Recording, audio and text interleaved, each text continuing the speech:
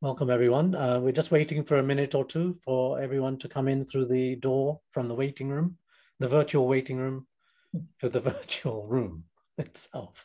So we have to invent some music which plays in a nice way while people are kind of streaming in with their teas and coffees and other drinks and so on. But we haven't invented it yet.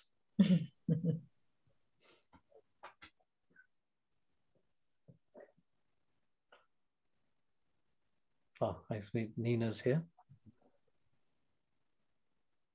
Hello. Hello, Nina. Hi, Nina. Good afternoon. Hello. Hi. We're just letting in the members of the audience. We've got an ordering of speakers, Nina. Vivienne is going to go first, followed by Karin, and then Pinar, and then you'll be on after Pinar. Each speaker will have 15 minutes, and after each speaker's had their 15 minutes, so in about an hour's time, we'll go to the Q&A. Is that okay? Okay, thanks. Great, thanks. Anyway, you're very keen because you were trying to knock through the doors about an hour and a half earlier, so good to see you now. Right, okay, it's 16:02, so I'll welcome everyone. Thank you very much for joining us today for this sixth in this third series of global webinars. I'll just say a few words about the webinar series and the kind of idea behind them. Then I'll pass over to Poonam, who you will notice regular viewers or watchers or attenders will see that we normally have Juvaria, but Juvaria is on strike this week. But Poonam isn't, and nor am I, and nor are my fellow speakers, but Pinar will introduce the speakers themselves. So just a few words about the global webinar series. We basically started with a kind of idea, partly inspired by the decolonizing knowledge, decolonizing the curriculum, really of diversifying the range of people's voices, the range of ideas, range of questions, global locations of people, serious scholars, thinkers, commentators, other people with experience, maybe people from diplomacy or think tanks and others who have serious questions and contributions to make, just to see that we would get a wider range of voices on some big questions, and that we would, at the end of the discussions, perhaps be better informed, may even think quite differently as a result of some of those discussions, and really just open up our minds a bit more. We're used to global North circuits, and I think in the course of these, this is the 18th webinar that I've hosted, and I think in the course of that, what I've confronted myself is how hardwired global North knowledge networks are and scholarly networks are. That when we reach for a speaker, we automatically go to certain places, certain faces, certain publications, and so on. And in a way, we've constructed in our own minds and in our own habits, a whole kind of hardwired knowledge circuits. And when you're looking for speakers from outside of those, you realize how much your training and your experience and your everyday kind of work has almost sort of closed you off from networks and sort of breaking into and finding out about other knowledge networks and groups of scholars and so on. I found quite challenging in various ways. And I've been trying creatively to look up different kinds of websites. So I've now discovered Women Also Know Stuff website, People of Color Also Know Stuff website. There are Twitter accounts with all kinds of interesting individuals and networks involved. And it's interesting, you find that there's a Global South Studies network at the University of Virginia and many others as well. So it kind of broadens and opens up all kinds of questions. So that was the idea of this series. And we're really pleased to have 4 really interesting speakers today who are going to really talk about those kinds of issues themselves. And to introduce our speakers today, I'm going to hand over to Poonam, who's going to give us just an idea about our speakers and their backgrounds today, and then we'll go straight into the presentations. Okay, Poonam, all yours. Thanks, Inderjeet. I have a bit of a sore throat, so I'm still going to power through and hopefully I'll sound just right. But as Inderjeet said, we have some very interesting speakers and very impressive speakers. So the introductions are not going to do enough justice to the accomplishments and achievements of everyone that's speaking today. And please do correct me in case I have pronounced anything incorrectly. And whilst I start introducing, I'm just going to introduce in the order that I started to read the bios, and not necessarily in terms of the order of the speakers. So there's no preference, there's no favorites here. So I'll start first of all with Karin Fierke. Karin Fierke is a professor of international relations in the School of International Relations at the University of St. Andrews. She has published 6 books, so starting with the most recent, including Snapshots from Home, Mind, Action and Strategy in an Uncertain World, and Critical Approaches to International Security and Political Self-Sacrifice, Agency, Body and Emotion in International Relations. And she's also the winner of the Sussex International Theory Award, along with numerous articles, including with Vivienne Jabri, Global Conversations, Relationality, Embodiment and Power in the Move to Global International Relations. She is currently a co-investigator on a project funded by the Human Family Unity Foundation titled Mapping the Empire, the Contemporary Legacy of Historical Trauma and Forced Displacement. Okay, and also Nina Schneider is a research group leader at the KAT Hamburger College Center for Global Cooperation Research at the University of Duisburg-Essen, Germany, if that is correct. She was a visitor scholar at Columbia University's Institute for the Study of Human Rights and Marie Curie Fellow at the Zukunfts College at the University of Constance, visiting scholar at the National University of Brasilia, and Senior Research Fellow at the Global South Studies Center at the University of Cologne during 2015 and 2018. She is the author of Brazilian Propaganda, Legitimizing an Authoritarian Regime, and also Between Promise and Skepticism, the Global South and Our Role as Engaged Intellectuals, the Global South Journal, and the editor of the Brazilian Truth Commission, Local, National, and Global Perspectives. And as well as that, Nina Schneider's research interests also include the global movement against child labor, dictatorship and violence in Cold War Latin America in transnational perspective, public history, biographies, global history, media history, socio-political and cultural history of Latin America between the 15th and 21st century. Okay. And Vivienne Jabri is a professor of international politics in the Department of War Studies at King's College London. She has published widely in the area of critical social and political theory and international political theory and post-colonial theory. The focus of her research is on conflict, war, and international. She is the author of 4 monographs and most recent, including War and Transformation of Global Politics, and the post-colonial subject, Claiming Politics Governing Others in Late Modernity. And her forthcoming book is on the subject of violence and the political. And finally, last but not least, by any means, Pinar Bilgin is a professor of international relations at Bilkent University and a member of the Turkish Academy of Sciences, and also the author of Regional Security in the Middle East, A Critical Perspective, The International Insecurity, Security in the International, and co-editor of Routledge Handbook of International Political Sociology and Asia in International Relations, Unthinking Imperial Power Relations. You're also a visiting senior research fellow at King's College London between 2013 and 14, and the co-editor with Monica Hertz on the Palgrave book series, Critical Security Studies in the Global South. Also, you received the best article published in politics in the 2004 award by the Political Studies Association in 2005, and also a recipient of the Young Scientist Award by Turkish Academy of Sciences in 2008, and the Çabucak Young Scientist Incentive Award by the Scientific and Technological Research Council of Turkey in 2009. Wow.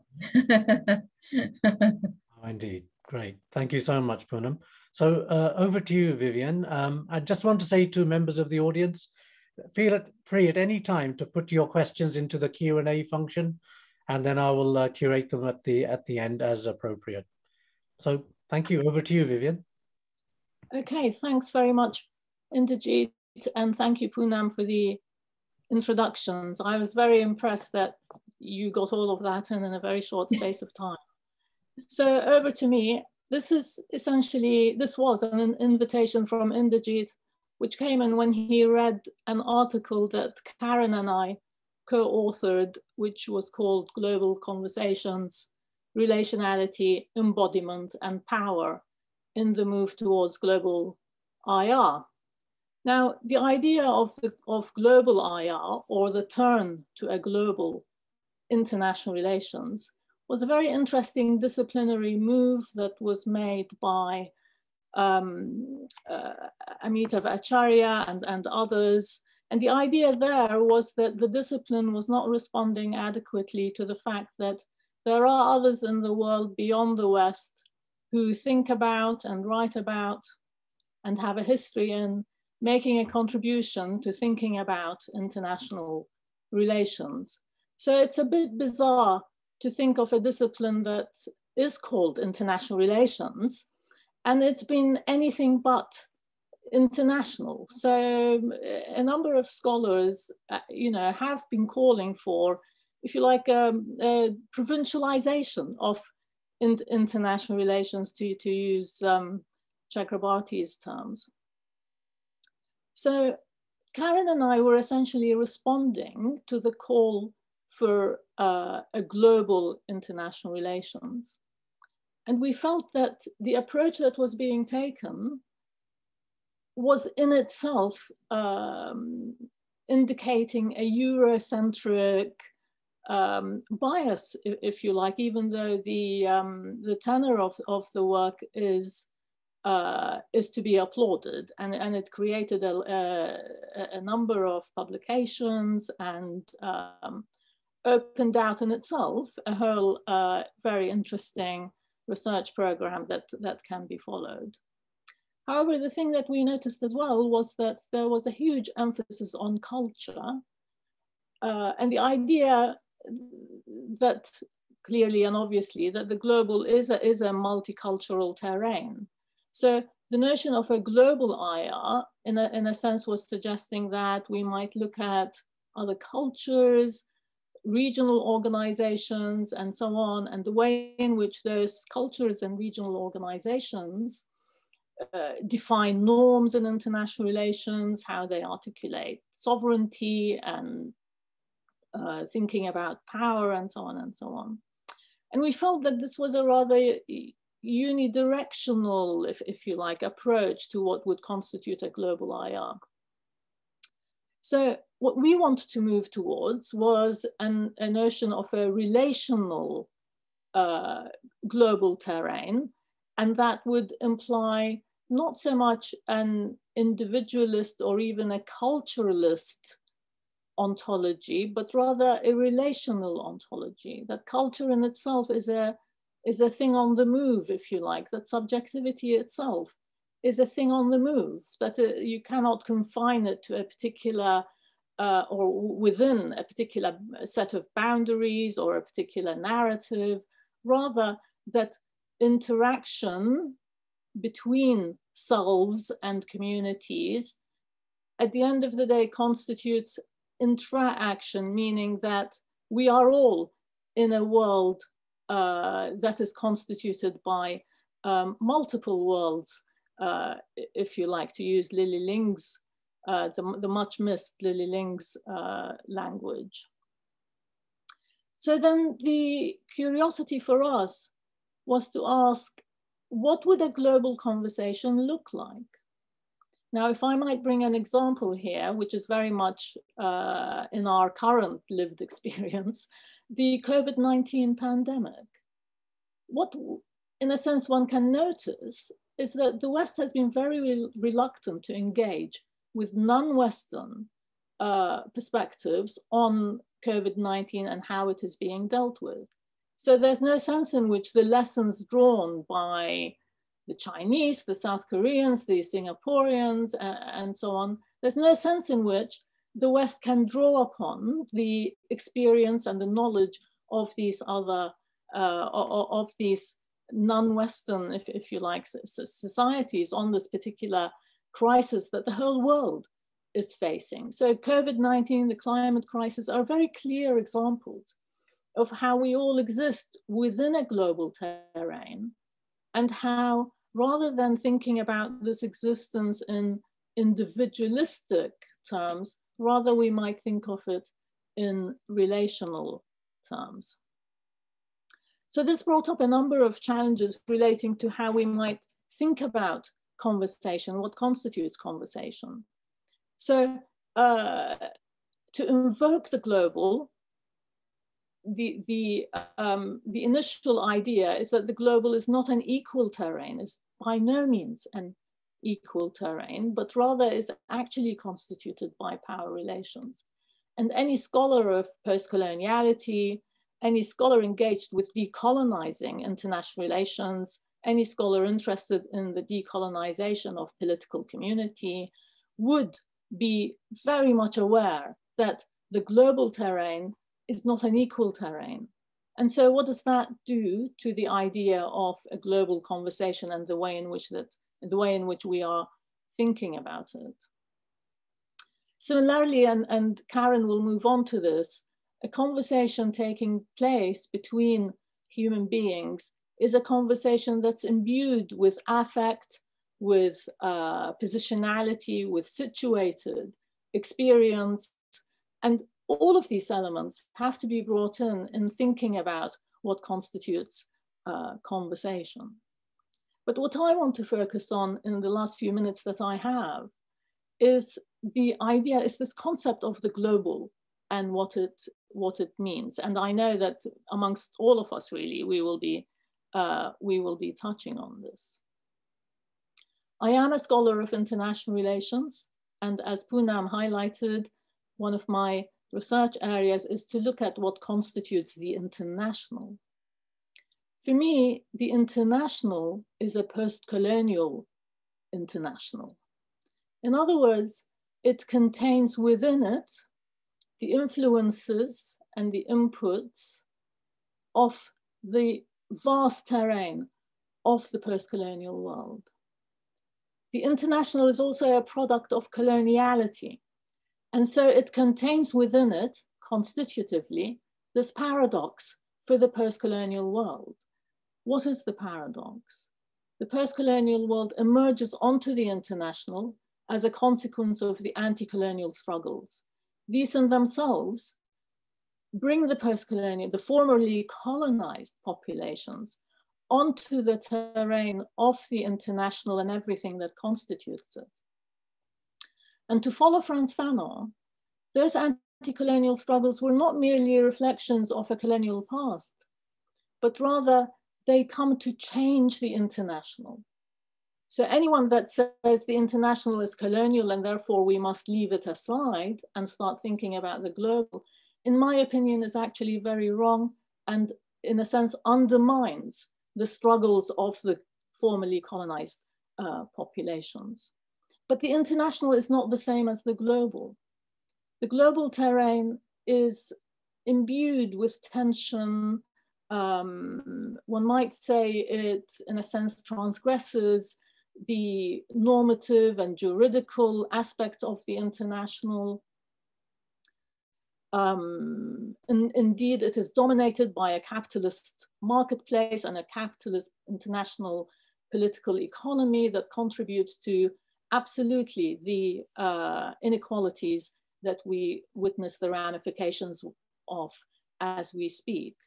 So what then happens to the relationship between the global and the international? I would suggest that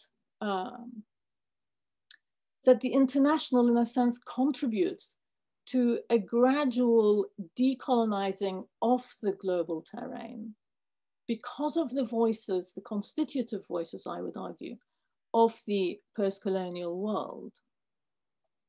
The international too is a terrain of inequality, of course it is. However, the international and its developing institutions enable a conversation to take place in the midst of what is an unequal terrain. So in thinking about global conversation, these elements of structure, the tensions between the global and the international have to be taken into account when moving forward, if you like, with an agenda based on global conversation. So what then does that mean in relation to our thinking about global conversation? Because conversation suggests voice, it suggests participation, it suggests access, and it also raises the, if you like, Gayatri Spivak question of who has voice, who can have access? Is it just the governments of post-colonial states that can have access?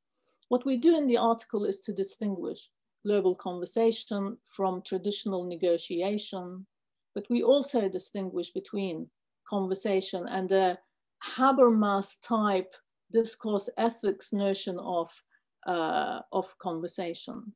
Rather, we want to respond to Spivak's challenge, can the subaltern speak, by thinking about what language means and how it's articulated in situated settings.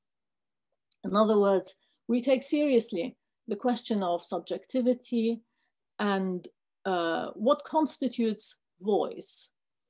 If we are in a global terrain, just lastly, we're also talking about translation. This is hugely challenging because in terms of translation, and as Gayatri Spivak in another article, another very challenging piece that she wrote, even in the concept of translation and language, there is a hierarchical relationship between idiom and style.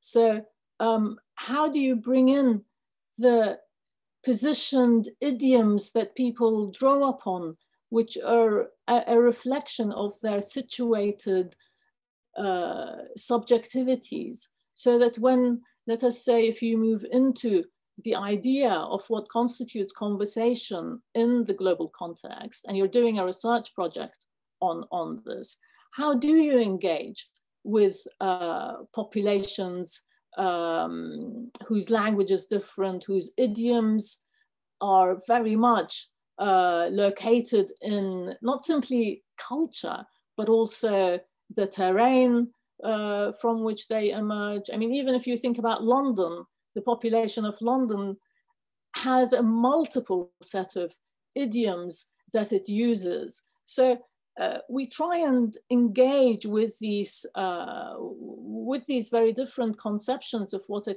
conversation would constitute when thinking about it globally. And then finally, we advocate very much in the article, we advocate the opening up of a new research program. And this, I would suggest, does not necessarily have to be theoretical in the way that we are doing in the article, but rather it's actually very empirical because it's issue oriented.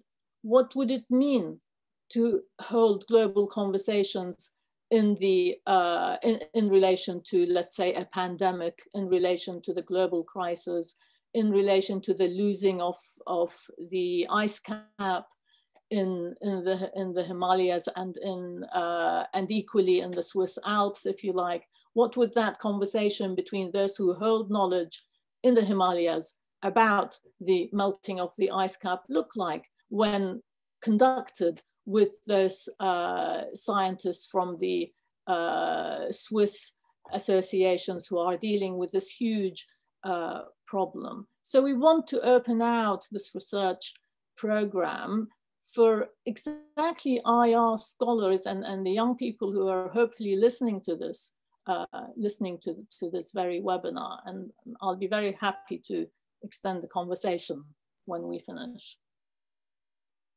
Great. Thank you so much, Vivienne, and bang on time as well, which is great. Thank you. So just for the audience, we decided that we would give each speaker 15 minutes in turn, and then we would do a Q&A right after, as is the norm in kind of roundtable format. So that's what we've adopted today. So anyone who's a bit surprised at a change of the format, you can now please pick yourself up off the floor and see that we have just instituted a small change, which will not change anybody's life very much, and the Earth will continue to rotate on its axis. So we're going to go straight over then. Thank you, Vivienne, and go on to Karin for her presentation. Thanks, Karin. Okay, thank you, Inderjeet, for inviting me and us, and Pinar for the lovely introductions, and Vivienne for presenting such a good introduction to the paper. I'm hoping that what we're doing is relatively complementary rather than repeating the same things. Vivienne placed somewhat more emphasis on the nature of the global. I think I'm going to look a bit more at the nature of conversation and both why it's important and why it's very difficult. Some might say even impossible. Now, we made the point in our article that global conversations could start anywhere and they could take a variety of forms. This webinar is an expression of a global conversation. And as Vivienne pointed out, you could imagine constituting to deal with all kinds of different issues that are very much of global concern. I want to start with a single example from the past because I thought that it was very interesting in demonstrating some of the constituent parts of a conversation, and before returning to then some more general points regarding the present. And some of you may be familiar with this because it's based on a film of real events that's presently on BBC iPlayer. The film is called The Man Who Knew Infinity, and it's about a conversation that developed between two mathematicians, the Indian S. Ramanujan and the British H.S. Hardy. And the context was the British Empire before and during World War II. And the film conveyed quite clearly what would have been the assumption at the time, which was that the Cambridge Don was superior to his Indian counterpart, who was an uneducated clerk. And it's hard to actually even imagine that such a conversation would have begun at all under the formal, of this kind would have under the formal conditions of empire. And the racism that ran through the context would have, for the most part, rested on communication that was largely one way, a British depiction of who or what Indians were, what they were or were not capable of, which was reinforced by violent forms of interaction, which were both verbal and physical. So these are not the conditions for an effective conversation. The start of the conversation was actually elsewhere with a point of shared interest. Ramanujan, although uneducated, was a mathematical genius. And he sent Hardy some of his work.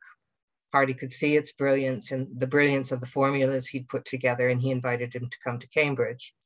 And the film shows how the British academics in that context were unable to see or know Ramanujan because of their assumed superiority, as well as an institutional unwillingness to accept that an Indian subject could ever be deserving of the academic respect that was extended to far lesser white male minds. So the film also shows two different traditions of knowing or knowledge coming into conversation, and thereby raising a question about what knowledge is and what brings it about. Ramanujan produced some, as I said, brilliant mathematical formulas, and Hardy knew they were brilliant, but because they didn't contain proofs within them, he couldn't see where they came from. Now, according to Ramanujan, the formulas were a product of mind and intuition, which he attributed to God, and Harding refused to accept this, at least throughout most of the film, and said it couldn't be truth because truth required proof, and there was no proof here. So half the film he's trying to convince Ramanujan that he has to do these proofs. He has to show what he's doing. So here we see a Western conception of science, or mathematics in this case, coming into conversation with a much older conception of science going back millennia, probably to the ancient rishis, rishi seers. Two different knowledge forms, one generated through mind and seeing, and the other through proof, which when in conversation with each other produce truly original, game-changing work. But the other important part of this conversation is that it transformed both of the parties within a relationship. And actually that transformation was in part academic, but it was also about the importance of love and the interconnectedness of life. And, you know, here, just highlight the change that came about in Hardy, the Cambridge Dawn. He was a good example of what Ashis Nandi referred to as the excessive egoism and individualism and the undeveloped heart of the British, which involved a separation of cognition and effect. Harding was transformed from treating Ramanujan as someone who had to conform to his way of doing maths, to what he acknowledged in the end as being a relationship of equals. So when Ramanujan died, Harding was, for the first time in his life, also able to feel real emotions of loss, of having been connected to another human being.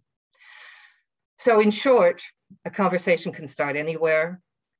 It necessarily challenges other modes of communications that are embedded in power structures that silence and write over others. The conversation was enriched by very different global knowledge traditions that, I mean, by global in this sense, I probably mean they relied on very different conceptions of reality and how reality works and what it is. And they were engaged in a way that was complementary. So both participants were transformed by the engagement, although in Ramanujan's case, I think the transformation was not entirely positive because he did eventually die in the end. But the transformation wasn't purely about abstract mathematical language, but rather a different conception of what is important, who we are vis-a-vis one another as relational beings who are both rational and emotional, rather than purely separate individual egoists. So, having outlined some elements of a conversation in practice, I want to make a few general points.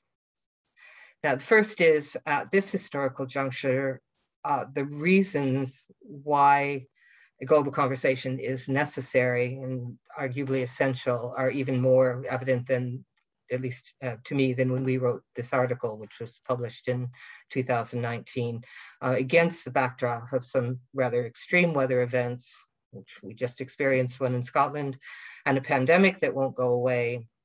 There's greater recognition that we have to change the way we live on the planet. And the question is, how do we do that? Einstein, purportedly said that it's pretty difficult to change something on the basis of the very ideas and assumptions that created the problem in the first place. So a conversation that brings different modes of experience and knowing into an engagement with each other is essential if we are to find a way forward that doesn't simply reproduce the very habits that have gotten us to this place. So, and the global conversations is both a means to an end of this effort to transform our thinking and to look at ourselves and the world in a new way. The second point, which was suggested in the film, is that we need to question our assumptions about what constitutes knowledge and the relationship between science and culture. Now, Vivienne already made the very important point that culture is a moving phenomena. You can't pin it down and say it's contained in particular places. During the pandemic, politicians have consistently claimed that we should look to the science. Greta Thunberg and others working on the environment say we have to look to the science. Yet, if you historically speaking, science and the Industrial Revolution that came from it, not to mention political theories that justify the appropriation of nature. At the center of the way we talk about politics and international politics have played a role in both the destruction of nature and the legitimation of inequalities.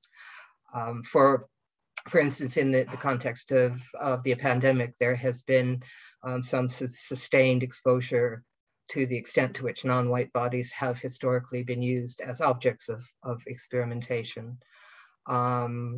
Or, you know, a big part of the discussion at COP was the extent to which particular parts of the world outside of those who have created the Industrial Revolution, or most of the pollution since, are being adversely impacted by climate change.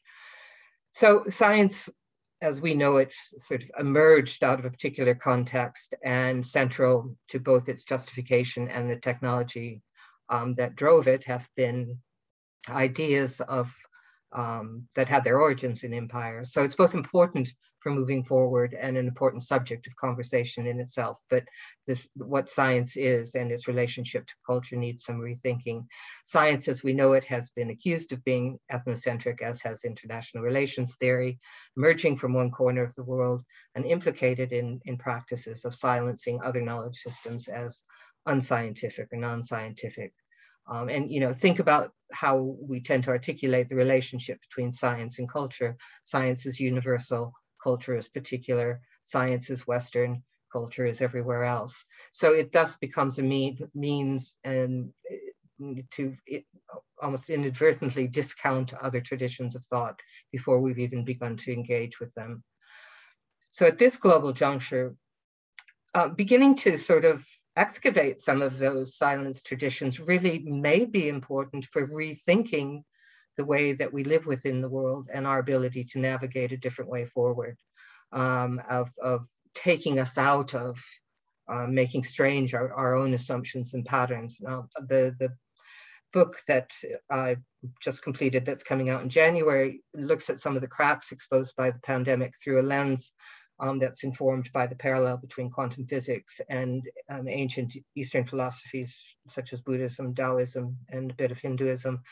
And you know, this parallel has been drawn on by quantum physicists for the last century. The Asian philosophies go back millennia and relate to traditions of science that rest on different assumptions than classical Newtonian physics, but resonate with quantum physics. So similar kinds of assumptions can be found in other indigenous thought systems, ideas of ontological parity, of all of us, nature, humans being equal in our being, that humans are part of nature rather than separate from it, an emphasis on both consciousness and matter, not just the material, and an understanding of life as fundamentally constituted through relations rather than ontological separateness, as Vivienne also mentioned.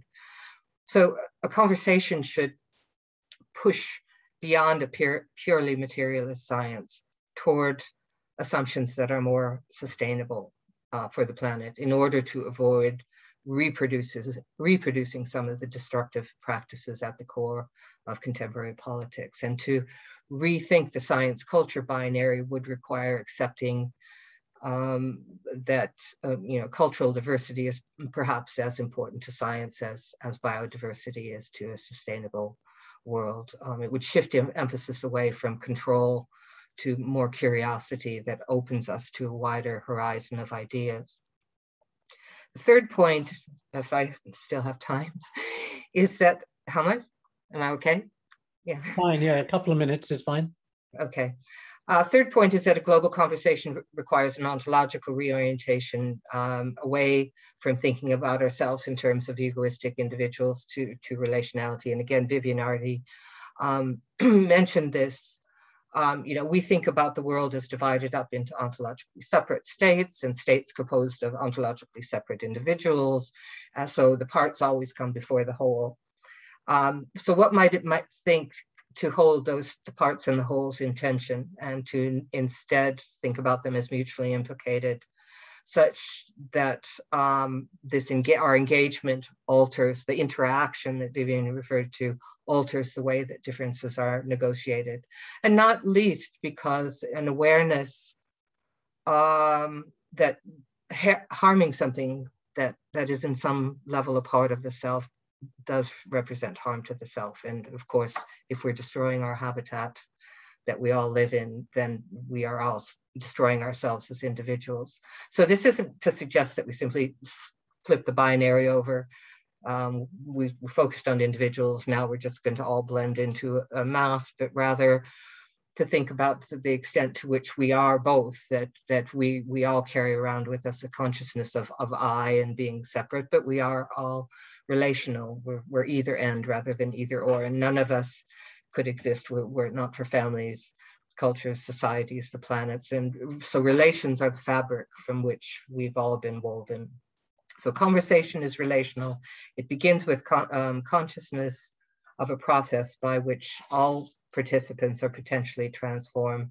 It's less about abstract principle or truth than speaking from a particular position of experience within a global space. So positionality and experience matter. And finally, we need something of an emotional reorientation and to look at global relationality from the perspective of the whole. We see a world in which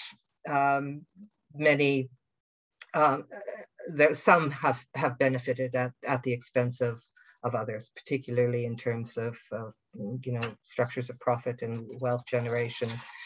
In the context of the pandemic, some of these continuing manifestations of inequality have come much more clearly to our attention.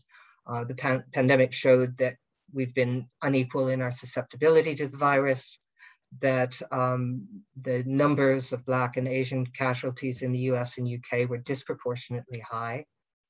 And the causes of this relate to both historical and present inequalities of health and employment and housing. This contrasts with the comparatively low numbers, particularly in the Asian countries, although it does resonate with the inequality of vaccine distribution between developed and developing countries.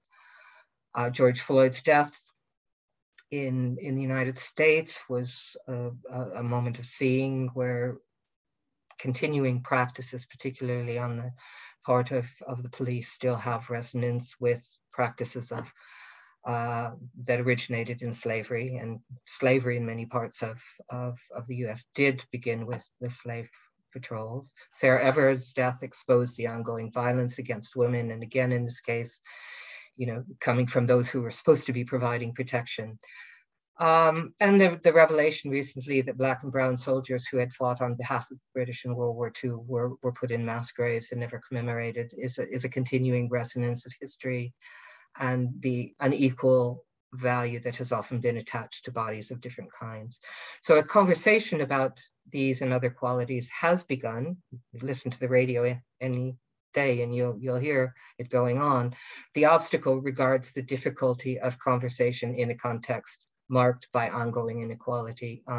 And as the film showed, particularly when the habits that sustain that inequality persist, habits of policing, habits of valuation, habits of power, habits of treating people like objects and commodities rather than sentient beings, and nature for that matter as well, and habits of memory and emotion. So habits by definition are difficult to change, particularly when they're layered with centuries of harm and denial, hate, guilt, and the absence of compassion. So conversation has to acknowledge this history of harm if it's to open the door to something different, but it is necessary. It's necessary to get us out of ourselves and out of those assumptions that shape how we see the world and how we know it. And one way to do that is through a more global conversation. Thank you. Thank you so much, Karin. That was so interesting. And as you said, complements the start that Vivienne made at the beginning. That's wonderful, really interesting. Lots of questions actually, but we'll hold on to those for a minute. Obviously, we're now going on to Pinar's presentation. So Pinar, you have about 15 minutes also. Thank you. Okay. Thank you. Let me join Vivienne and Karin to thank both Inderjeet and Pinar for the invitation and the nice introduction. But let me also make use of this opportunity to thank Vivienne and Karin as well for thinking of me as part of this conversation. And of course, I always learn from our conversations. Here's another added value of conversations. I'm going to speak to the question of how do we identify a conversation as global and what are our expectations when we do so, the practicalities of having global conversations, if you wish. Now, identify a conversation as global. It's a seemingly simple thing to do, to turn a conversation global. You just invite people from around the globe, right? Maybe even easier these days because we have the ability to take part in global conversations without leaving our home, right? But keep in mind, the one important impediment until recently that faced the participation of scholars from around the globe as part of our conversation has been the cost. Right? They do not have enough resources to come. We don't have enough resources to invite them. And even when we do have the resources, we have to justify our selections of guests to people who hold the strings of the purse, right? And then those justifications are based on usually what is their definition of science, scholarship, knowledge production, right? So this latest cost-related reason I'm going to come back to, just wanted to mention it at the moment. So inviting people from around the globe, it's easier said than done, right? Oftentimes we don't always know them. That's another complexity which was already mentioned at the beginning in the introduction. That's another one of our issues. We don't know them always. And every now and then I come across a well-meaning tweet in my feed, right? Someone seeking to decolonize their syllabus and asking for suggestions from Twitterverse. Very well-meaning, right? But it gives away at the same time the limits of our scholarly universe. Who do we know? What works do we regularly read? And where do we know, turn to look for when we're seeking to go beyond what we already know and are familiar with? So the difficulty is not always here that we do not know who we can talk to and have such conversations with about this and that. The difficulty I'm going to emphasize today is that we do not always know what to expect from such encounters, okay? Or maybe it's the other way around, that we do have expectations and that we approach such global conversations with certain preconceptions, right? I'm going to identify two such preconceptions. One is regarding sameness and the other is regarding difference. Sameness and difference, right? What I chose to term preconceptions regarding sameness are about our definitions of what constitutes expertise, who do we recognize as fellow scholars, and who do we recognize as worth having a conversation with, right? During those times when we could still travel, and each invitation, as I was saying, had to be justified to those who are paying the money, right? You had to make a case for them with reference to established criteria, right? And those criteria we know, and it's already been mentioned today, are not always helpful in identifying the kind of people that we want to have a conversation with, right? Assumptions of sameness are not entirely helpful for the kind of conversations that Vivienne and Karin were talking about. So preconceptions regarding sameness are critical here. We want to have global conversations, but we're not always prepared, or those who are paying for those the travel expenses are not always prepared to pay for them. And sometimes you're not always prepared to encounter the messiness that such conversations may entail at the end. Preconceptions regarding sameness, right? But it's not always preconceptions regarding sameness that we have, not only, but also difference, right? That we may actually want to bring in difference to the conversation. This is something that I do encounter pretty regularly. I can give you anecdotes. I'm going to avoid that though. I'm going to limit myself to an instance of such a preconception on paper. in global IR discussions these days, we regularly encounter such expressions of interest in those with a different perspective, right? It was put nowhere that I've encountered more starkly in this following quote, right? Here, a scholar is expressing his preference for engaging with, in quotation marks, radical non-Western thinking, right? As opposed to, he says, again in quotation marks, non-radical third world views, those of moderates, modernists, secularists, and globalists. He wants to avoid them, right? And of the westernized and social science socialized production of American and European graduate schools. That is me, right? Westernized and social science socialized products of American and European graduate schools. So he wants to avoid them. He's looking for difference when he wants to have a conversation about this and that aspect of international relations. So this scholar understands to be an authentic contribution to such a conversation to be radically different than himself, right? Someone who's non-secular, anti-globalist, anti-modernist, you may add to this. Now, I have identified these two preconceptions regarding that we bring to conversations, not because they're easy to or possible to avoid altogether, right? But we can be aware of them and reflect on them every time we're organizing such a conversation, either on paper or actually around the table, virtually or physically. It's important, I suggest, to reflect our own preconceptions because they in turn shape what we expect from a global conversation. And that's the second aspect of what I'm going to talk about today. When we are checking our preconceptions, we would like to move away from the distinctions of our earlier periods, right? Knowers versus the known, right? The reminiscence of hierarchies of colonial relationships, those who know, those who are known, right? Engaging in a global conversation itself is indicative, of course, that we have gone beyond that. But we also would like to move away from distinctions of modern day social sciences between those who produce knowledge about the international, right? And those who produce knowledge about their parts of the world. And there is a risk in reproducing such distinctions when we're organizing these conversations.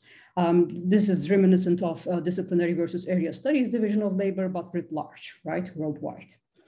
And this is an important one, I think, and a difficult one at the same time, because our preconceptions regarding sameness cut through this one, right? So, and there is a new one, a third one that we would like to avoid when organizing such conversations. And this regards those who are, in quotation marks, authentic representations of a certain geography or culture, and those who are not. Both Vivienne and Karin spoke to this already, right? Those who are authentic representations of a certain geography or culture, and those who are not. Now, if this is to become our new rule of thumb, and it is, I hear it in conversation, ISA panels, I read it in articles on global IR. If this was to become a new rule of thumb when we're organizing global conversation, we're in trouble, right? Because we are imposing our preconceptions regarding difference onto scholars. So my concern here is not that our search for authenticity or that I'd be disappointed to find, fail to find authenticity. That's not my concern here, but I know that it is a concern for some, right? Because some scholars note that there is no access to authentic knowledge any longer because colonialism has made sure that almost all parts of the world have been shaped by European thought, right?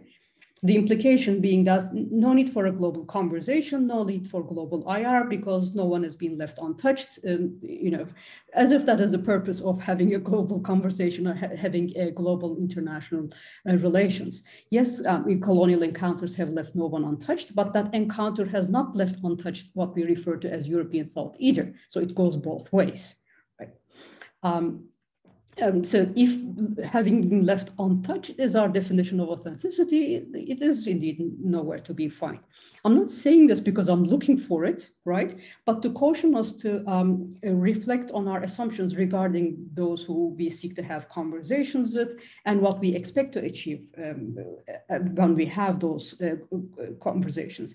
Now, perhaps a side note here, but to suggest that only some people can speak about certain parts of the world is also very unhelpful, right? This is the other side to the authenticity search, right? To say that only some people can speak about certain parts of the world is also unhelpful as we are gearing towards global conversations. I'm not myself, I'm not prepared to commit to a perspectival view of knowledge here, or let alone a relativist one. This is not to underestimate the value of context or positional inquiring into positionality, right? But to not limit ourselves as scholars to reflect our geographical and our cultural positions. Here I'm reminded of Edward Said's emphasis that it was not on identity or culture, but on the double vision of the exile, right? To be able to see beyond a single perspective.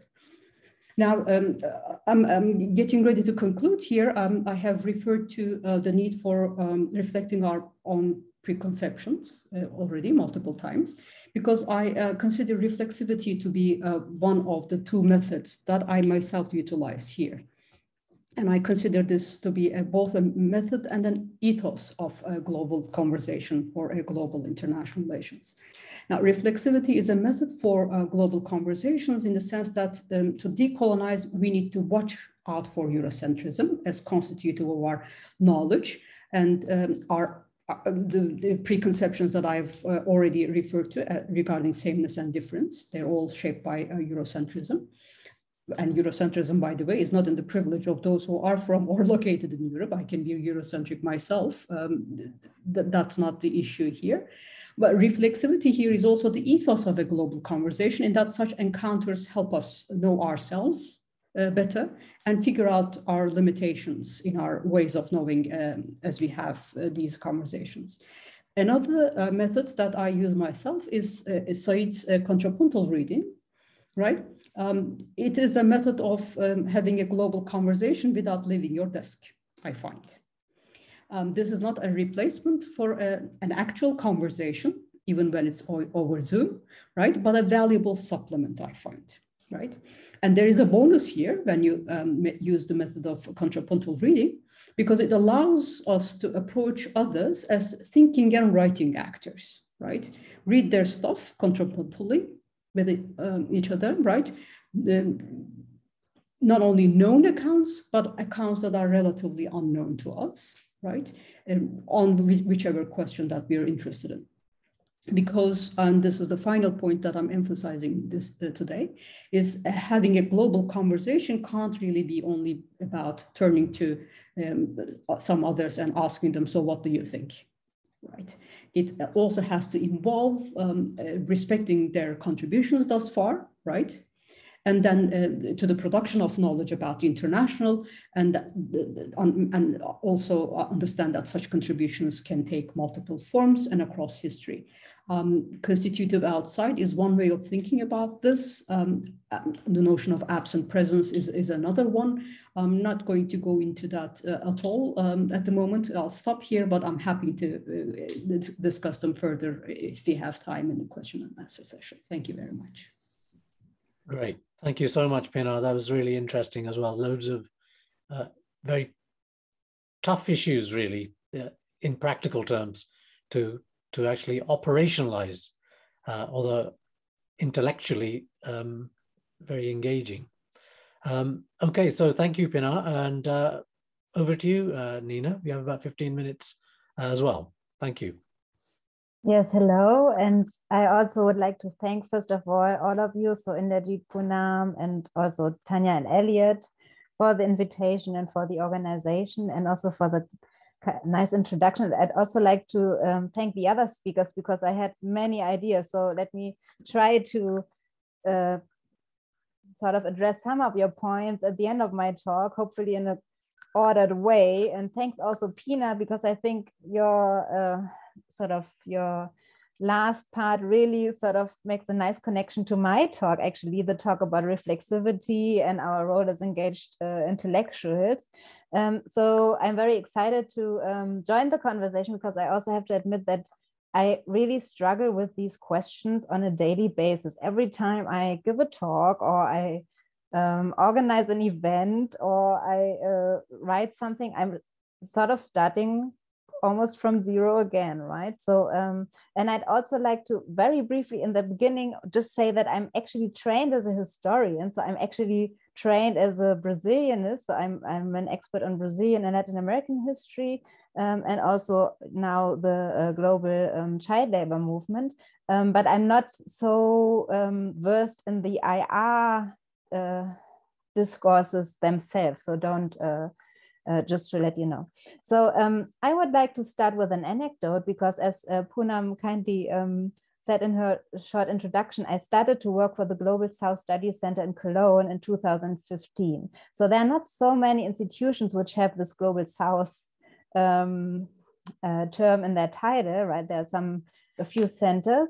And actually, I was excited to work there because, especially in German academia, the Global South has been very much sort of underrepresented and not really been such a topic. So, and I thought sort of it would help to invite scholars from the South and sort of shed more light on Southern perspectives, and also include more other countries than Europe and the US into the curriculum. But then after a while, I really stopped and thought a little bit more closely what actually was meant by this term Global South, right? And I quickly realized that nobody at the center, I mean, we all sort of had a progressive, I would say a progressive intellectual and political project in mind, but we all struggled somehow with this conceptualization of the Global South. And this sort of led me into studying the many meanings of the Global South in more depth, and also to look at the historical context and to really ask, all right, what different meanings do circulate? What is sort of the most commonly used term of the Global South, and what kind of project do we actually support when we use the term, right? And where are the downsides? And I will already foreshadow a little bit my conclusion. I really found that it's a very ambivalent term. So I have to say I use it in my own work, but just because I don't have a better language, but I still think it's not a good term. So I think the Global South terminology is highly problematic. I think it doesn't overcome many of the problems that the third world terminology entails. And there I differ from other scholars who think that the Global South concept is very much more progressive and sort of more helpful, but I'm more skeptical. Yes, so it's really the self-reflective, the root of this article that I wrote about the Global South was really the self-reflection that Pinar sort of was talking about and that she called upon, right? So what I identified were three different basic meanings of the Global South. So one was what I termed the geographical meaning, which basically refers to the Global South as Latin America, Asia, and Africa. And this is still the most used terminology. So you find it at the UN, you find it in important journals with the Global South topic. There's the journal called Bandung, a Journal of the Global South. And in most dictionaries, you find this geographical reading. And then the second meaning of Global South was sort of suggested by Alfred Lopez, who's one of the founding editors of the first specialized journal on the Global South with the title The Global South. And he suggested, no, the Global South actually are the Southerners all over the world. So it's the beggar in any major city. It's not tied to the nation state and not to specific regions. So it's basically I concurred, and I called this the subaltern reading of the Global South. It's sort of those who are marginalized, who the poor, and it's basically, and that's my reading of it, it's basically tied to class. And although he's very short on describing how he defines the South, and he also actually refers to racial issues and issues of gender, I think that one of the limitations of that reading is what especially the Latin Americans have criticized about the category of the subaltern, that it doesn't give enough consideration to the question of racial injustice, right? Which was a key critique of Latin Americans concerning the subaltern category and the sort of reducing things down to class. And then there's a third definition, or third type of definition, which is to use the Global South as a relational category. So these authors, they don't want to tie it to a specific region or to a specific social group, but they sort of try to contextualize it. So for instance, Southern Italy could be the South, right? And Gramsci indeed used Southern Italy as the, called Southern Italy the South, which is one of the first uses of the term South. But it could also be, if you compare Europe to Africa, for instance, right? And I sort of try to look at the value and the downsides of each of the concepts. So I already talked a little bit about the subaltern topic. So the problem with this geographical reading, which looks at the interstate level, is that it's very simplistic and very much glosses over other inequalities, right? If you, for instance, look at the elites of the Global South, right? Or if it also considers Japan or Korea part of the Global South, or China nowadays, right? I mean, you can pretty much put that into question, right? So what the geographical reading does, it sort of supports a project which tries to tackle inequality on an interstate level, whereas the subaltern Global South has a political and engaged project which tries to more look at, is more framed as a critique of globalization. Who didn't win? Who were the losers of globalization? So it does not look so much at an interstate level. And my problem with the relational category also has to do with sort of my worries about all the categories, because on the one hand, you can say there was this Global South project, which started at Bandung. And in my article, I refer to Vijay Prasad's fantastic history of the possible history of the Global South, right? Where he describes how that the Global South was basically a social movement trying to really change the international system. And he also described that it was much more complex, that there were internal rivalries in between, and that in the end it sort of a little bit failed, right? But it was full of vibrant energy to really change something. So on the one hand, you have this utopian appeal, right, that you can really change something.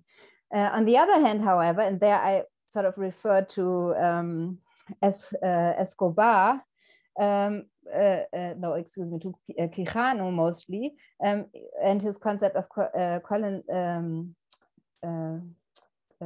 coloniality, colonial reality, colonizing the reality. When you have concepts that you use and reiterate, but which are problematic because they don't really refer to sort of, yeah, it sounds a little bit positivist, but to the real world. So if you have sort of imagined geographies, which you just purport and you just use these terms over and over again, but they don't really work. So he shows this so very nicely with this term development, right? And he sort of led me to really, yeah, think that it's necessary to have very precise definitions rather than these ambiguous definitions, right? Which you can use, but then in the end, they are also always imagined and they can always be hijacked.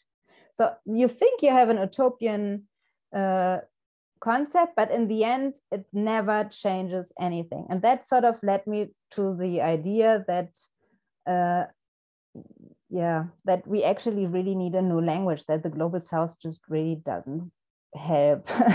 But that's so easily said and so difficult. It's so difficult to do it. But I finished this article with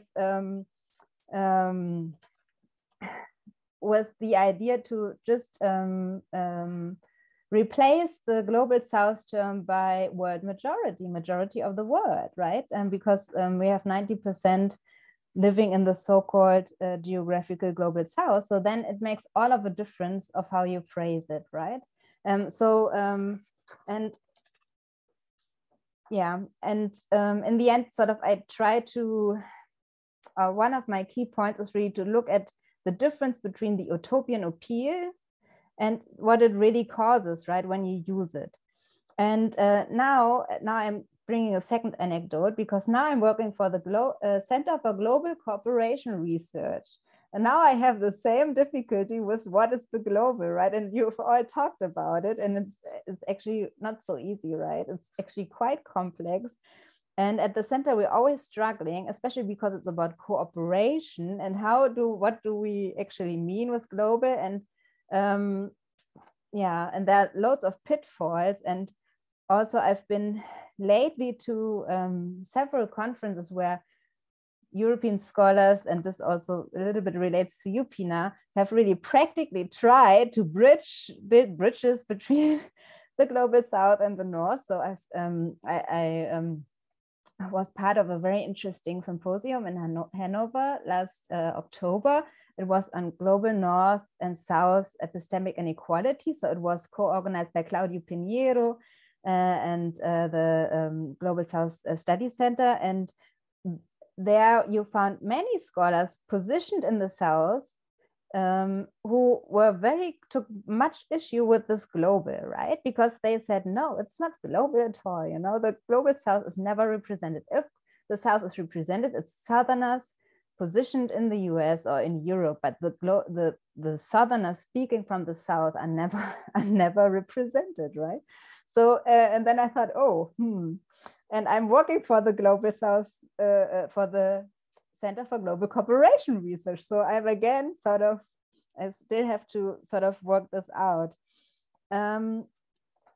So maybe I leave it here. I just want to try to briefly pick up some of the points because I found this very interesting. I now I have to be very brief, but I thought that sort of my angle, my contribution to this global conversation debate is that would be to think the global not just as an arena of conversation and not just in the sense of who's in and who's out, sort of, and also in an old style Habermasian sense, or also in a post-colonial subaltern sense, like getting people to the table who are unheard until now, but really to problematize the key concepts that we use and the language that we use and the damage that we cause by using it, because it needs a lot of work to first of all identify sort of what you're trapped in and then to sort of find a solution out, right? So this would be the question that I would raise. And this can be, of course, applied to any concept, not just to the Global South concept, but also to the global and also other useful concepts that we may use. And last, if I may just have 1 minute, I also want to briefly just point to some of the things that has been said. So I fully concur with Vivienne with the global. You said at one point that the global has a lot to do with translation, right? And I have evermore at the center been thinking that somehow this translation element really needs to be in there. I mean, I've struggled a little bit with this when I wrote this manuscript about the global child labor movement, because the only study that exists is sort of this Western diffusion model. But then how do you sort of bring together the globalizing element, but also the vernacularization, or this sort of getting down sort of at the local end, right? So somehow there's always this movement in there, and that has to be rethought. So you can't, somehow you need to have a time span, else it's too fixed, sort of. So I fully concur. And then the other thing was also, and I will finish there because we have the Q&A with Pinar. I find it so important that what you raise also with this practical issue, right? And to think about our preconceptions when we really organize these events, right? And there I just wanted to raise one point that I somehow find it, and this also addresses a little bit the question of obstacles to global conversation, right? I mean, on one hand, we have these problems like we have unjust funding, we have disciplinary structures which are not really strengthening true global conversations, and we have sort of epistemic biases, but I still find it puzzling and somehow also very frustrating that we had quite some talk about the global south and about decolonizing, and somehow it's a buzzword, but then we still have these glass ceiling, right? Nothing really changes. And I mean, post-colonial theory already started in the late 70s. So how come nothing has really changed? I find it sort of quite frustrating that on the one hand, it's hyped, but then on the other hand, if you really work on the global south, or you really try to make an effort, I feel that, of course, you have to look at different national academic systems and also at different disciplines, but I feel like you still risk your career if you're too much sort of trying to liaise with the global south. As a Brazilianist in Germany, you will never find a job. There's much talk, but little moving forward somehow. Maybe I just leave it there. Thank you very much. Thank you, Nina. Those are really thought-provoking as well. And you've kind of, looks like you've been at the practical sharp end of trying to study and to build bridges and to understand some of the kind of questions that Pinar was talking about, and Vivienne as well. I have many questions in my head, but I'm going to defer to our audience first. We'll take a couple of questions, and then each of you can address as you prefer. And then perhaps you will want to say something about your fellow roundtablers' contributions as well. So, and also Poonam, of course, please feel free to indicate if you want to ask a question as well. So if we just, at the very least, we can be open and fair and democratic in our own little world that we've constructed on Zoom for the next half an hour or so. So members in the audience, please put your questions into the Q&A. So we've got Sean Stars, who's a colleague in the Department of International Politics at City. And he's directing his question first at you, Karin. He asks, what would you say to the many scientists and policymakers in the global south that indeed regard science as universal rather than solely Western, and actually want greater scientific and technological development, for example, in China, including forging closer links with scientists in the global north? Are they unwittingly reproducing Western coloniality?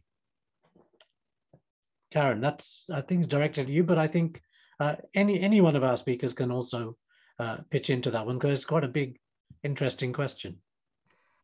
Well, I don't think I could answer that because I don't know enough about. I couldn't make a blanket statement about whether they're buying into anything. I suppose the question is, are they? I mean, he made an interesting contrast between science as universal and science as Western, which suggested that science as universal was not necessarily Western. That's already reversing the equation, and I think that is probably closer to the question I was asking: to what extent is our discussion of what science is open enough to getting beyond the point that science means it's unitary, it's materialist, we have to prove things as real, so on and so forth. There are other ways of thinking that have existed in the history of the world. And maybe that conversation in itself would be particularly useful regarding environmental change. And I mean, the Dasgupta report, raised some important questions about the kinds of the assumptions underpinning our economic models that the most important thing, I don't think he talked of it in terms of profit being the most important, but prosperity was more the word they used. But that prosperity is based on certain patterns of consumption which use the earth. I think you can find other systems of thought that approach this in a much different angle. Vivienne raised the issue of the engagement in the Himalayas between more indigenous cultures and scientists. And I mean, there are examples where those two really have come to loggerheads. One frequent example that is used is the campaign of Greenpeace to stop the hunting of seals, which then destroyed an indigenous culture.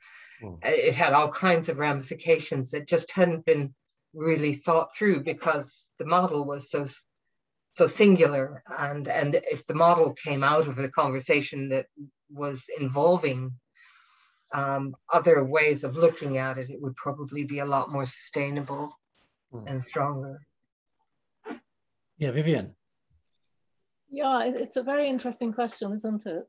But I would suggest that the way to ask the question would be, how is it that science came to be associated with the West? This is the question, right? And I'd like to refer you to one of my absolutely favorite books, which I really recommend to everyone, and that's Jim Al-Khalili's book called Pathfinders, The Golden Age of Arabic Science, where he looks at scholarship in the Middle Ages, scholarship related to physics, geology, mathematics, and so on, including scientific method and what constitutes scientific method. Jim Al-Khalili himself is a physicist. He's in fact a quantum physicist and born in Iraq and a Londoner. So highly recommend that book. And as I say, the question is really, how did science come to be associated with the West and so-called spirituality with the East? That is a kind of exoticization that takes place in these discourses. I mean, Karin and I highlight an example in our article where we talk about a conversation that happened, very interesting conversation that was uncovered between Ibn Sina, who's, and Pinar would be familiar with this as well. It's a conversation between Ibn Sina, 980, and he died in 1037, with Al-Biruni, and they are talking about the potential conflict that they might see between their scientific explorations and their scientific interests and their beliefs, if you like. They're obviously religious beliefs, and they're considering how these two, if you like, conversations interact with each other, how they might conflict sometimes with each other. It's a classic example of what Pinar was referring to as reflexivity. And you see this beautiful reflexivity in that conversation between Ibn Sina and Al-Biruni. And I really urge everyone here to really start to reflect, if they have, and I'm sure many of you have done, to reflect on how not just science, but also, if you like, even the language of international relations comes to be colonized by a particular part of the world, namely the colonizing part of the world, so that a discourse that is elsewhere, that started elsewhere, comes to be in a sense captured, whereby the colonized end up being denied their own history, their own capacity to reflect, their own, if you like, knowledge frameworks. This is where the decolonizing project is so important, because in that classroom that we all teach in, there are students sitting there who listen to a language that suggests that they come from places where there is no such language, where there is no science, where there is no progress, where there is no modernity, and so on and so on. And they sit there, they are silenced by that. This is why the decolonizing project is so important, because it's saying, no, this is not the case, that we must begin to reflect on the way in which the colonizing project was not simply the dispossession of populations of territory or of the capacity to govern themselves. It was a wholesale dispossession of subjectivity itself. So that's how I would answer that question. I wonder if I might just maybe sort of expand a little bit on Sean's initial question. Now, you're absolutely right, and there's nothing I would not disagree with pretty much anything that you've just said, Vivienne. But in a way, I think his question gets to the point of power, and that when you have peoples and nations and regions in the world which have been, poor, undeveloped, and striving to compete in the world, that is to compete for the right to survive in the world, as if you like, independent states, they look for those signs of success elsewhere, which have transformed the power of other states and economies, which have enabled them to become world powers, if you like, and thereby imposing their systems of science, technology, thought, power, politics, economy, and so on. And in a way, a civilization can have a deep history, a kind of a really rich history of all kinds of different kinds of thought and debates and discussions. But in the end, what happened with colonialism in particular, in the latest phase, if you like, of world history, is that the people who were able to mobilize that science and that technology and weaponize it were able to basically impose themselves. So if you like, there's one which is an ideational project of decolonizing, of realizing, uncovering and discovering, but there's also power involved here. That is, how do you even get to a position where you can compete in that world? And I wonder whether the project of global knowledge, perhaps we often talk about it as an ideational problem, whereas when Karin was talking, for example, she's always talking about unequal structures of power and economy, which underpin global knowledge systems. So that it's a very kind of complex, big question. Why shouldn't countries in the global south or the third world or a poor country, why should they not borrow the technologies and knowledge of those who are more successful in certain respects, more powerful? Why shouldn't they mobilize those? Does that necessarily make them part of a colonial project? Isn't that a form also of, if you like, decolonizing yourself, because you are empowering yourselves with the very technologies of the oppressor power? Yes, it's what Karin, Karin, over to you in a second, but it's what Karin was saying in terms of we all change in that conversation. So what I just said does not in any way contradict what you've just said, Inderjeet. And I would just add to that, and that was, I think, the point about the need being even greater than a few years ago. You know, we do all have to change. We are facing environmental destruction that how that goes depends heavily on how we think about what we're doing and how we are changing the technology, changing the science, changing whatever. And there probably will be resistance to that. But that's why we just have to start the conversation. Great, thank you. Now we got oh, sorry, Pinar, go ahead.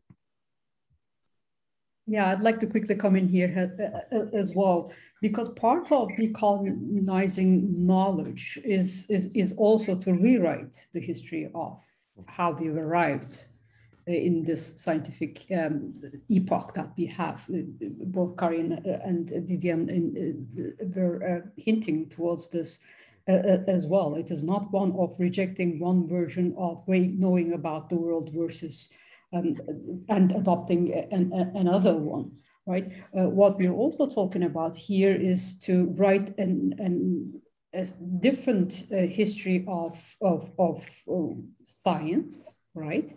Not just challenge what constitutes science and what does not constitute science, but also write a different history of science so that people can find themselves in that history as opposed to thinking of their experience as outside of science.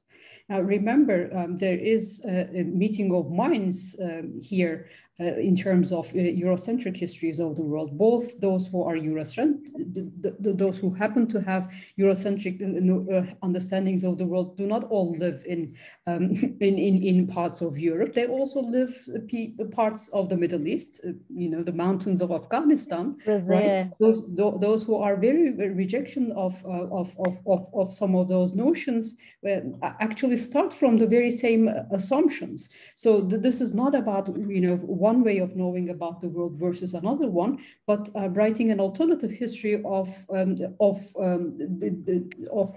the kinds of science that Inderjeet, I think you were pointing to in terms of contributing to and finding yourself in, and perhaps I think your wording was mobilizing or weaponizing technology to compete in the world. I think that this would be a very much a method of doing this. It's just a different way of thinking about this. Thank you. Yep, thank you. Nina. Yeah, just very briefly to chime in. I would like to refer briefly to this Hanover conference because they had 3 keynote speakers. One was speaking about the epistemic violence, and he sort of promoted what we refer to as rewrite the history and to open the canon, right? So he argued exactly to include Al-Baruni and Jose Rizal and other Southern scholars into the sort of Western canon. And then there was another keynote speaker who really brought these figures on research funding and really showing the power of financial resources and research resources. And what came out, obviously, is that China, Europe, and the US did most of the studies on Africa. And I think 1% of the research conducted worldwide on Africa is actually conducted by Africans, right? And this, of course, I fully agree that it's sort of these different levels. But if I sort of think from my position, what I can do, I also think it's important that we don't use certain terminologies which sort of are problematic. And I would also dare to be more radical. For instance, why do we use modernity at all? Why do we start to say, well, others also had a modernity, but a different one? We can just drop this term, right? Because it's this linear idea that everybody eventually becomes modern, right? Or we could also question the term civilization. So I wonder whether we shouldn't be a bit more audacious in sort of our own thinking, because we are also a little bit stuck in this. We still use this old vocabulary, which I don't think really, we should be more audacious, I think. Yeah, you're absolutely right. I mean, the title of today's webinar is Navigating a Minefield. And I think everywhere you put your foot down, there is something waiting to blow a toe of yours off. And I wonder whether actually there's a practical solution. That is to say, when we think about sort of definitions and we think about the complexities of anything, of defining the global south and what it may mean, for example, of course, life is complex, societies are complex, the world is complicated. But I guess what we're, in the end, we all are interested in doing something too, and that is having a global conversation.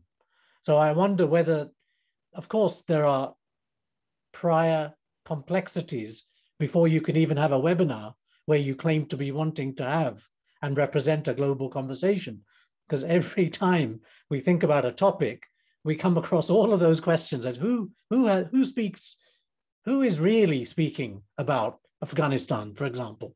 Who am I going to get to say something different, something which contributes to understanding about Afghanistan? Is it somebody from Afghanistan? If so, who? Which part of Afghanistan? Which kind of person? Is it somebody from the government, somebody from the Northern Alliance, someone from the Taliban, or somebody who translated for the British while they were there, or whatever? So there are all these complexities. In the end, you have to make a choice. Otherwise, we wouldn't have a global webinar series. So I wonder whether sometimes it's experimental and pragmatic, that we will never get an authentic anybody, but we will get somebody who may be very interesting. And through the common conversation, we may move a little bit further forward from where we were. And maybe if we make a mistake, we won't go down the same path again. But I must admit, in thinking about these, the practicalities of a global conversation or organizing, I'm familiar with many of the issues raised. At the same time, you have to sort of sometimes put on some hobnail boots and just say, I'm going to just go down this path. And maybe I'll protect my feet from some of the mines. Maybe I'll lose a leg as well on the way. But you have to do something, right? So you have to do something. We got a second question from Sean, which is directed to you, Pinar, who says that, he says, given the various issues you've laid out, is it really possible, for example, to define Eastern or Asian knowledge? In many East Asian countries, a surefire path for career advancement is to get a degree from Anglo-America. And while in China, there's been a crackdown on certain elements of Western liberal thought, the move is also towards what he calls a German dude, Karl Marx. I think it raises the same kind of complexities that we've been discussing already. Would you like to respond, please? Yeah, of course. Thank you for this this question. This goes to the heart of what I was trying to get to towards the end of what I was saying this today. I think it was, I saw this in E.T. Abraham's writings, that he talks about knowledge projects always being political, right? That there is no science projects always having a political dimension to them. And the very notion of Eastern knowledge, Western knowledge has also a political project behind that. So let me just begin by noting this. Those who would like to identify bodies of knowledge as Eastern versus Western have their own ideas as to where they want to go with them. But let me take it, without rejecting it, let me work with this in my attempt to answer this question. The very notion of constitutive outside talks about not the absence of other people's contributions to knowledge, right? So outside means that they're not without contributions to knowledge. Outside means they're outside of our existing narratives as to who contributed to knowledge. The distinction is an important one, right? Outside of narratives does not mean outside of knowledge production. And Vivienne's example was is about that is about that. Ibn Khaldun, who's considered as the founder of sociology, for instance, talks about how Renaissance owes to Arabic knowledge, right? And they owe to Greek knowledge. Okay, and then there is the Indian input via Persia as well. So we're actually talking about conversations that seem to have existed before Zoom, before people were actually traveling, not always physically, via travelers' notes, and these being deposited at libraries. right? So those who are interested in a history of science are actually telling us about these things. So the very project of studying constitutive outside, I find to be very helpful in that sense. What we assume to be outside is only outside of our narratives, right? But those who study history of knowledge, those who study history of science, if that's the aspect that we're interested in, actually point to already existing conversations, right? Historical conversations meaning that they're not about history, but they have taken place throughout history. Now, if that is our starting point, as opposed to thinking about knowledge in terms of Eastern knowledge versus Western knowledge, that takes us to a different trajectory in terms of engaging in these questions, worrying about these questions, as opposed to East versus West kind of dichotomy as our starting point. Let me just stop here, and I can come back to it if there is interest. Thank you. Thank you. One question which Sean may want to respond, or others may also. One question that does strike me as interesting in having embarked on this really exciting thing for me with this series is that the immense richness of critical scholars in the global north of late, and even in the UK Academy alone. Although there is a narrative of marginality of post-colonial people who take up race in IR, and then decolonizing the curriculum and so on. But actually, there's a very large number of scholars who are publishing in very good journals and writing books for very good publishers and university presses and so on. That is to say, it is possible to have a global conversation with people drawn entirely from the UK Academy. You can have a global conversation as if you define the global South as people of Southern heritage, if you like, who are in global North university and other positions. And is there anything wrong with that? Because it strikes me as not quite that you wouldn't want to do that. You would want to go out of that, because our own experience of being global South heritage scholars in the global North is a very specific kind of experience too. I was born in India, but I've lived here nearly all my life. Now, I have more socialization here in academia, in life, family, neighborhood, culture, Christmas, everything. I don't know what I could ever speak for or about India with any real authority. But so I wonder whether, is there an issue with having too many Southern scholars in the global North discussing and claiming to have global conversations? Is it too restricted? Is it too limited? Vivienne. So I totally agree with you, Inderjeet. I mean, we're having this global conversation now, as Karin said, and as Pinar has said. So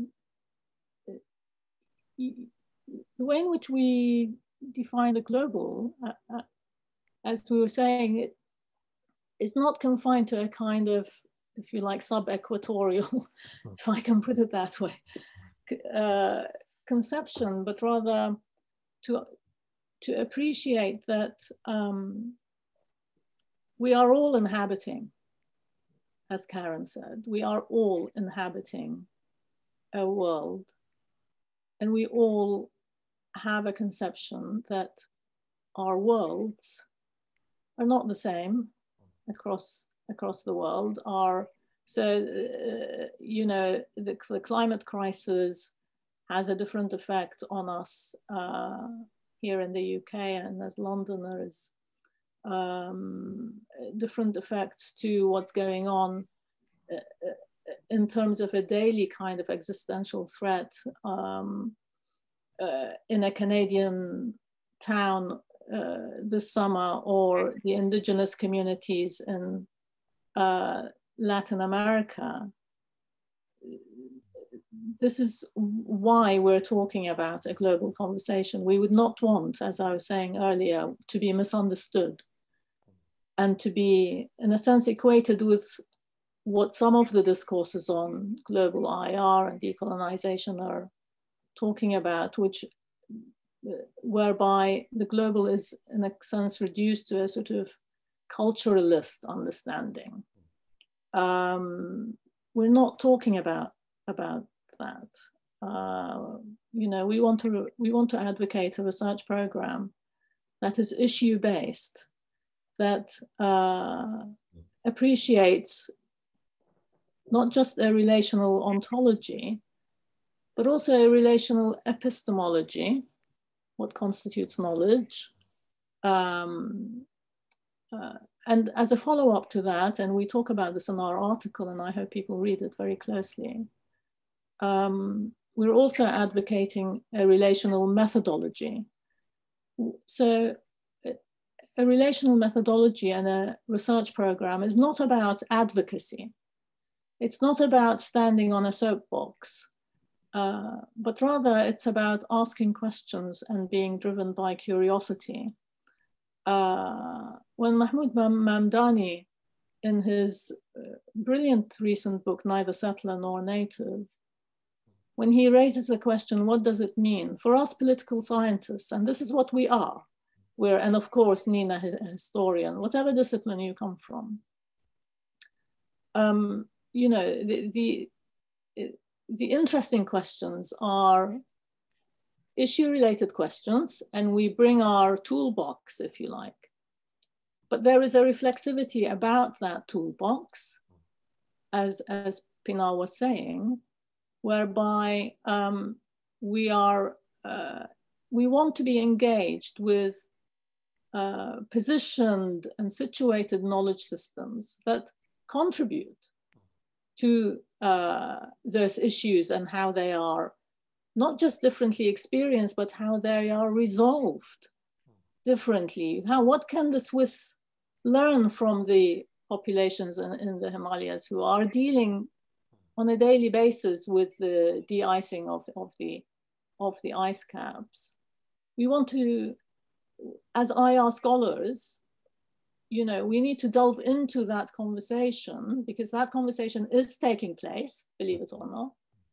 We empirically want to delve into that conversation to exactly see how what the dynamics of that conversation are.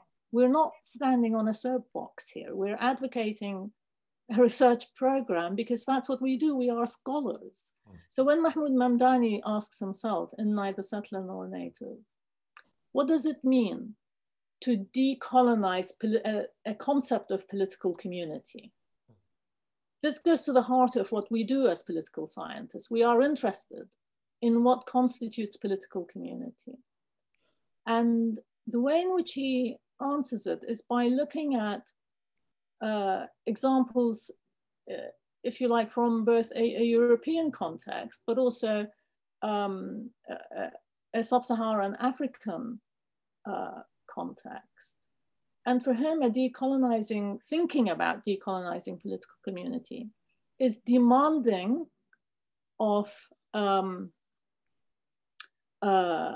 thinkers and policymakers in, let us say, Southern Africa, in Rwanda, in Iran, Iraq, etc.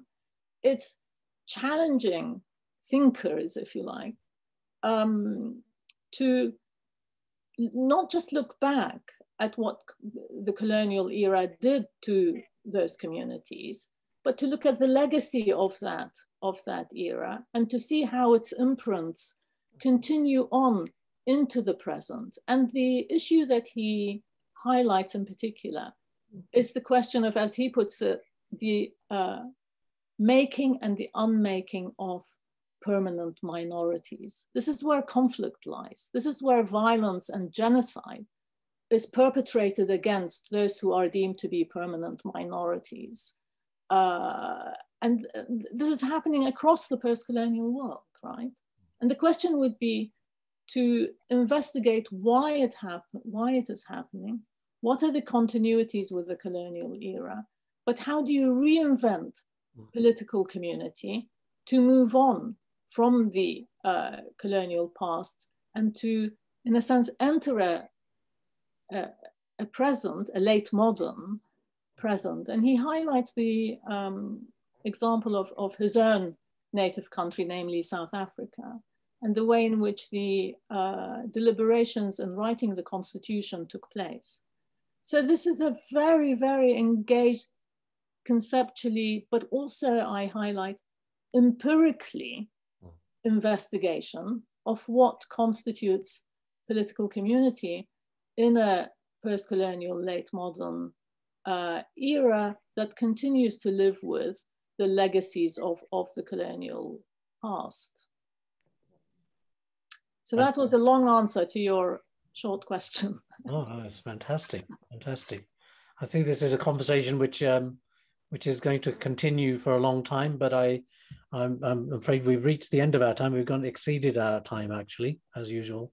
But I want to say thank you very much to Karin and to Vivienne and to Nina and to Pinar for giving up their time and for their wonderful thought-provoking presentations. It certainly is something which I've been thinking about a long time, and I will continue to think about this as we think about our next global webinar series, which will start somewhere time in March or so. But thank you to Poonam as well for the work that she's done towards this webinar. To Tanya, without whom none of this thing would be able to happen on a technically or whatever, and to Elliot, who does a lot of stuff in the background, which I don't even understand in the first place. So thank you so much. And the audience, as usual, really glad that you stick with us for the whole of the 2 hours, and have a nice, safe winter break, Christmas break. Have a great 2022. Stay safe and well and happy. And we'll see you with another series in the spring in 2022. Thank you very much. Bye. Bye, everyone. Have a nice weekend. Bye. Thank you. Bye-bye.